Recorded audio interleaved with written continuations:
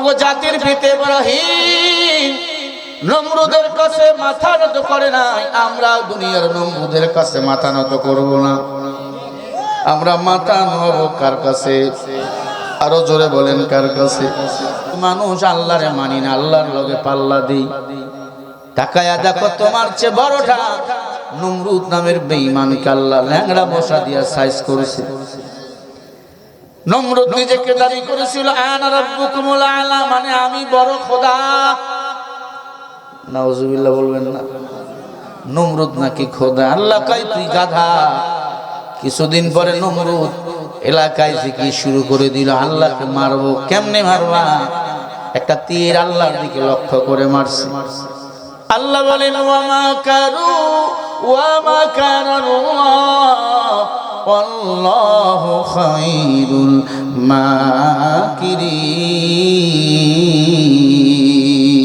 মাকিরিন। আল্লাহ বলে এই দুনিয়ার মানুষ ওদের চিন্তা চেতনা যেখান থেকে শেষ, আমি আল্লাহর চিন্তা চেতনা কেবলমাত্র সেখান থেকে শুরু। আল্লাহর লগে পাল্লা দেয়। নমরুদ আল্লাহর দিকে লক্ষ্য করে মারছে তীর। তীর পাইয়া আমার মাওলা তীরের মাথায় লাগাই দিছে একটু রক্ত, কারণ নমরুদের জানটা বড় শক্ত। রক্ত মাখা তীর পাইয়া নমরুদ হইলেন খুশি, কারণ তীরের মাথায় একটু রক্ত ছিল বেশি। ডাক দিয়া বলে ইব্রাহিম তোর আল্লাহকে চিরদিনের জন্য বিদায় করে দিয়েছে। জোরে বলেন নাউজুবিল্লাহ। বলেন আল্লাহরে কি মারা যায়? জোরে বলেন আল্লাহরে কেউ মারতে পারে? আল্লাহর কোনো পিছুটান আছে? সবাই ঘুমায়, আল্লাহ বুঝি ঘুমায়? কি বলেন? ঘুমায়? লা তাখুযুহু সিনাতু ওয়ালা নাউম।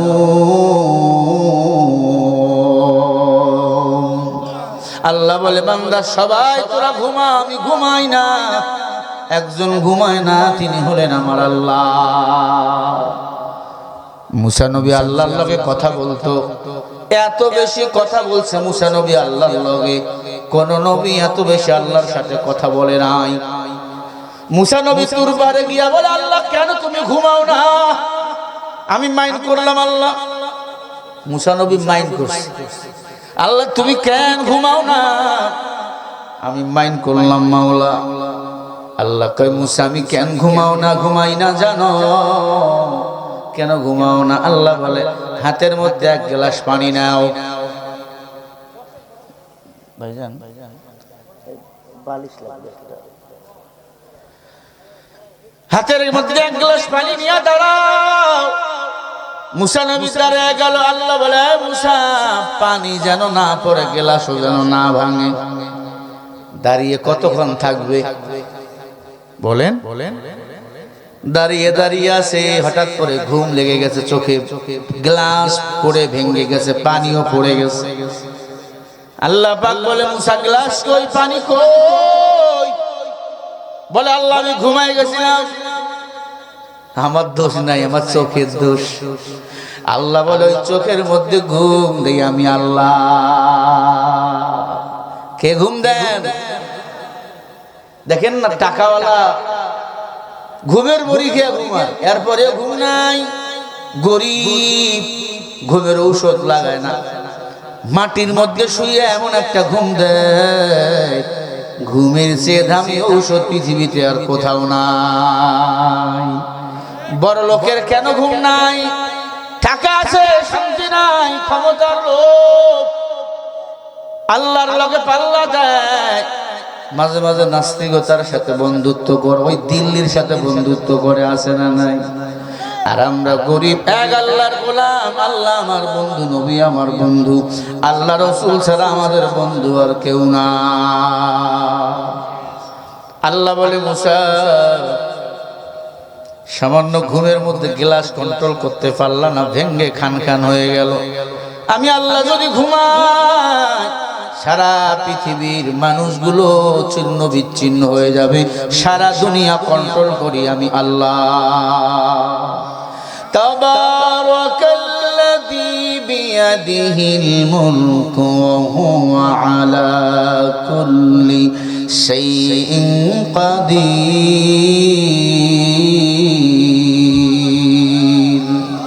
আরে ভাই বলুন আল্লাহু আকবার।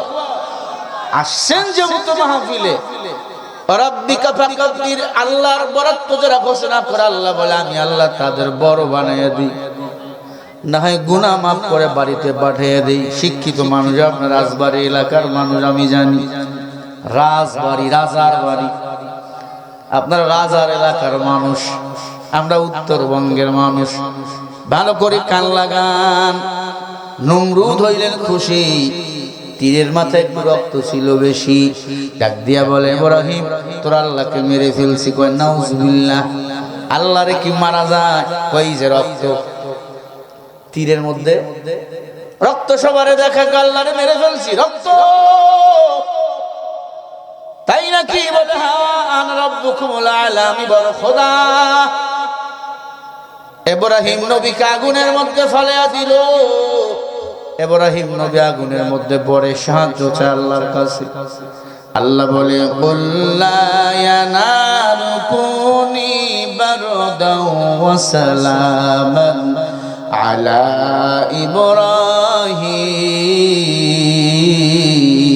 ইব্রাহিম। আল্লাহ বলে আগুন আমার নবীর জন্য তুই ফুলের বাগান হয়ে যা। সাথে সাথে আগুন ফুলের বাগান হয়ে গেছে। সুবহানাল্লাহ। বলেন আগুনকে ফুলের বাগান বানাইছেন কে?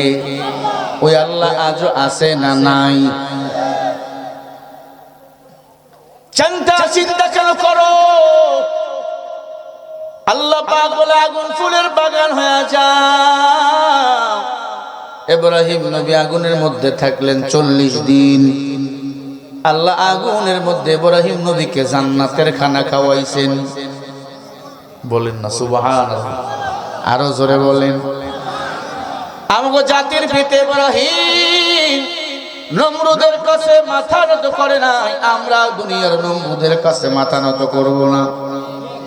আমরা মাথা নত কার কাছে?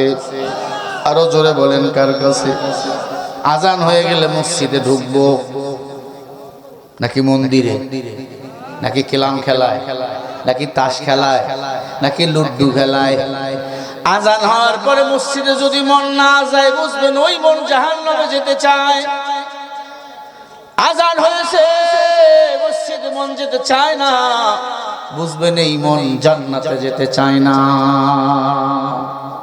মসজিদে গিয়া 5 ওয়াক্ত নামাজ যারা আদায় করবে, আল্লাহ 50 ওয়াক্ত নামাজের সওয়াব বান্দার আমলনামায় দান করবে। আতিনা ফি দারে দুনিয়া নাসান, আতিনা ফি দারে উকবানা হাসান। ইন্না সালাতি ওয়া নুসুকি ওয়া মাহইয়ায়া ওয়া মামাতি লিল্লাহি রাব্বিল আলামিন। আরে ভাই বলেন আল্লাহু আকবার। আমার নামাজ, আমার কুরবানি, আমার বেঁচে থাকা সবকিছু বলেন কার জন্য? সবাই বলেন কার জন্য? নামাজ পড়বো কার জন্য? রোজা রাখবো কার জন্য? হজ করবো কার জন্য? নামাজ পড়ে হাজী সাহেব, পাগড়ি লাগাইছে হাজী সাহেব, রমজানের রোজা রাখে না। মাঝে মাঝে হাজী সাহেব সুদের টাকার ব্যবসা করে, মাঝে মাঝে হাজী সাহেব নবীর সুন্নতের আমল করে না। এমন হাজী সাহেব বলো আছে না নাই? মুসলমান দাবি করো না, রমজান রোজা রাখো না কেন? বলে আমার গ্যাস আছে না নাই? আল্লাহর কসম, যার গ্যাস্ট্রিক রোজা রাখবেন। এরপর যদি গ্যাসে চাপ দেয়, তোমার রোজা রাখার দরকার নাই, আমি জুতার মালা করে ঘুরবো। যার গ্যাস তারা রোজা রাখবেন বেশি বেশি। তুমি রমজান এলে রাখো না রোজা, দিনকে করো আঘাত। পয়সা করি নেই তো অভাব, দাও না তো যাকাত। তুমি ইমানদারির বড়াই করো, নেই তোমার ঈমান। তুমি এমন মুসলমান, কেমন মুসলমান তুমি কেমন মুসলমান। নামাজের সাথে নাই পরিচয়, মানো না কোরআন, তুমি এমন মুসলমান। আছে না নাই বলেন? তুমি সুদের টাকায় প্রাসাদ করো, ঘুষ ছাড়ো না, দিন দুঃখী না খেয়ে মরে খবর রাখো না। তুমি ঘুষ খেয়ে বিচার করো সাজিয়া প্রধান, তুমি এমন মুসলমান। কেমন মুসলমান তুমি, কেমন মুসলমান। নামাজের সাথে নাই পরিচয়, মানো না কোরআন, তুমি এমন মুসলমান। তুমি নবীর উম্মত দাবি করো, সুন্নাহ মানো না, নবীর অপমানে তোমার হৃদয় কাঁদে না। আছে না নাই? তুমি নবীর উম্মত দাবি করো, সুন্নাহ মানো না, নবীর অপমানে তোমার হৃদয় কাঁদে না। তুমি বিজাতীয় সংস্কৃতিতে সুপেছ পরাণ, তুমি এমন মুসলমান। কেমন মুসলমান তুমি, কেমন মুসলমান। নামাজের সাথে নাই পরিচয়, মানো না কোরআন, তুমি এমন মুসলমান। ওই বলে মুসলমান হলো যারা কোরআন সুন্নাহ মোতাবেক জীবন চালাবে তারা। قال رسول الله صلى الله عليه وسلم تركت فيكم أمرين لن تضلوا ما تمسكتم بهما كتاب الله وسنة رسولي। ভালো করে শোনেন, নবী বলে উম্মত আমি নবীর ইন্তেকালের পরে দুটো জিনিস একবারে ধরবা। এক নম্বরে কোরআন, দুই নম্বরে আমি রাসূলের সুন্নাহ। আজ কোরআনও মানি না, নবীজির সুন্নাহও মানি না, আমল বলতে নাই, শুধু দুনিয়ার জিকির নিয়ে পাগল। না না না, قال رسول الله صلى الله عليه وسلم حب الدنيا رأس كل خطيئة। নবীজি বলে উম্মত দুনিয়ার মুহাব্বত সমস্ত ক্ষতির মূল। দুনিয়ার মুহাব্বতে পাগল নমরুদ আল্লাহর লগে পাল্লা দেয়। কি মারছিল? জোরে বল। তীর মারছে আল্লাহকে, আল্লাহকে মারবে, ক্ষান্ত হয় নাই। ইব্রাহিম নবীকে আগুনে ফালাইয়া দিল, আল্লাহ মরে নাই। ইব্রাহিম নবীর একটা পশমের ক্ষতিও হয় নাই। আল্লাহ পাক রব্বুল আলামিন কিছুদিন পরে নমরুদের নাকের মধ্যে ঢুকাইলেন একটা মশা। কি মশা? ল্যাংড়া মশা। আল্লাহর কাছে ভালো মশা ছিল না, কথা বলে না, ছিল। আল্লাহ ল্যাংড়া মশা ঢুকাইলেন কেন? আল্লাহ মশার দ্বারা অনেক কিছু আমাদেরকে দিয়েছে। মশা আছে, মশারি বানাবার জন্য ফ্যাক্টরি আছে, ফ্যাক্টরিতে মেশিন আছে, মেশিন চালাবার জন্য লেবার আছে। মশা আছে, সিআই স্প্রে আছে, মশা আছে, কয়েল আছে। মশা দ্বারা অনেক কিছু আল্লাহ আমাদের শিক্ষা দিয়েছে। মশা যদি কানে গান গায়, ওর 14 গোষ্ঠীর ক্ষমতা নাই, সে ঘুমাতে পারে। ঠিক না ভাই? ঠিক। আল্লাহ কি বুঝায়? মশারি থেকে বাঁচার জন্য স্প্রে লাগাইছেন। কালকে আমি আপনাদের নড়াইল মাহফিল ছিল আমার, গতকালকে রাজবাড়ি এসে ঘুমাইছি। ঘুমের মধ্যে দেখি মশা গান গায়, মশারি টানাইছে। চিন্তা করে দেখলাম মশার পরে ঢুকছে কানের কাছে এসে গান। মশারির ছিদ্রগুলো যত ছোট, এর তুলনায় কানের নাকের ছিদ্রগুলো আরো অনেক বড়। মশারির ছিদ্র দিয়া ঢুকছে, কানের ছিদ্র দিয়ে ভিতরে ঢোকে নাই, নাকের ছিদ্র দিয়ে ভিতরে ঢোকে নাই। কেন ঢোকে নাই? ও ঢুকাবার চেষ্টা করছে। আল্লাহ আমার 2 কানের নিচে বাইরে 6 জন ফেরেশতা বসায়া দিছে। 2 কানের বাইরে, নাকের বাইরে 6 জন করে ফেরেশতা বসায়া দিছে। একটা মানুষ চলার জন্য আল্লাহ দৈনন্দিন 52 জন করে ফেরেশতা নিযুক্ত করে বান্দার চলার জন্য। বলেন সুবহানাল্লাহ। এই যে আপনি নিঃশ্বাস নেন, 6 জন ফেরেশতা আপনার নিঃশ্বাসের ব্যবস্থা করে দেয়। আপনি চলেন, প্রতি পায়ে 3 জন করে ফেরেশতা আছে। সুবহানাল্লাহ বলবেন না? এই যে আপনি খান, জিহ্বার মধ্যে ফেরেশতা বসা। যেদিন ফেরেশতা বেজার হয়ে যাবে, আল্লাহ আপনার আয়ু উঠাই নিবে, আপনার হায়াত কেড়ে নিবে, ওই দিন আর ফেরেশতা থাকবে না, খাইতে পারবেন না।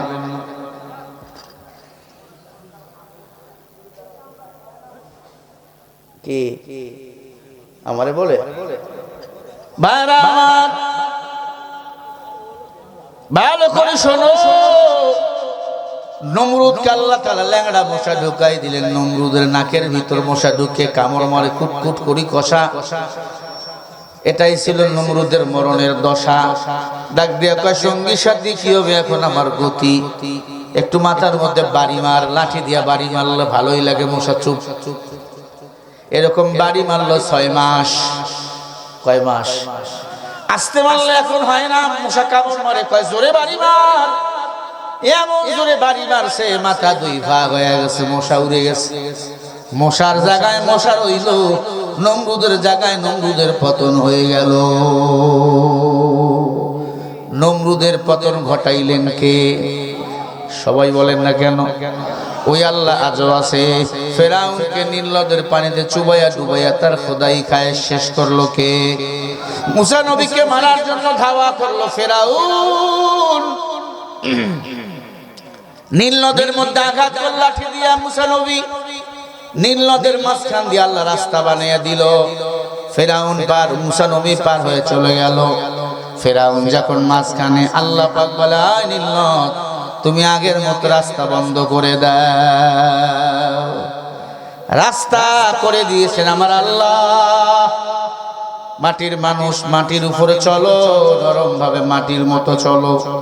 আল্লাহ বলে, মিনহা খালাকনাকুম ওয়া ফিহা নুঈদুকুম ওয়া মিনহা নুখরিজুকুম তারাতান উখরা।